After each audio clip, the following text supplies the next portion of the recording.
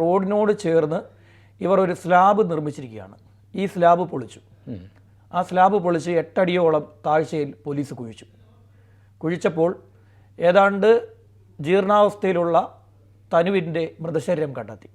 ആ മൃതശരീരത്തിൽ ധാരാളമായി അത് ജീർണിച്ച അവസ്ഥയിലാണെങ്കിലും അതിൻ്റെ ശരീരത്തിലുള്ള ആയുധം ഉപയോഗിച്ചിട്ടുള്ള മുറിവുകൾ അതിൽ നിന്നും വ്യക്തമാണ് എന്നാണ് ദേശീയ മാധ്യമങ്ങൾ റിപ്പോർട്ട് ചെയ്തിരിക്കുന്നത്. അതായത് ആയുധം ഉപയോഗിച്ചാണ് കൊലപ്പെടുത്തിയിരിക്കുന്നത്.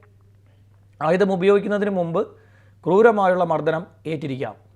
അതായത് ഒരാൾ അയാളുടെ ഭാര്യയെ അയാളുടെ മാതാപിതാക്കളുടെ സഹായത്താൽ കൊലപ്പെടുത്തുന്നു, അതും സ്ത്രീധനത്തിൻ്റെ പേരിൽ. ഇവരെന്ത് ചെയ്യുന്നു വെച്ച് കഴിഞ്ഞാൽ, ഇത് സ്ത്രീധന കുറഞ്ഞു പോവുകയാണെങ്കിൽ പിന്നെ ഇവരുടെ അവസ്ഥ വളരെ മോശമായിരിക്കും. രാജ്യത്ത് എത്രയൊക്കെ ഭരണാധികാരികൾ മാറി വന്നാലും എന്തൊക്കെ നടപടികൾ സ്വീകരിച്ചാലും ഞാൻ പറഞ്ഞല്ലോ, ഈ സാധനത്തെ മാത്രം തടഞ്ഞു നിർത്താൻ പറ്റുകയില്ല.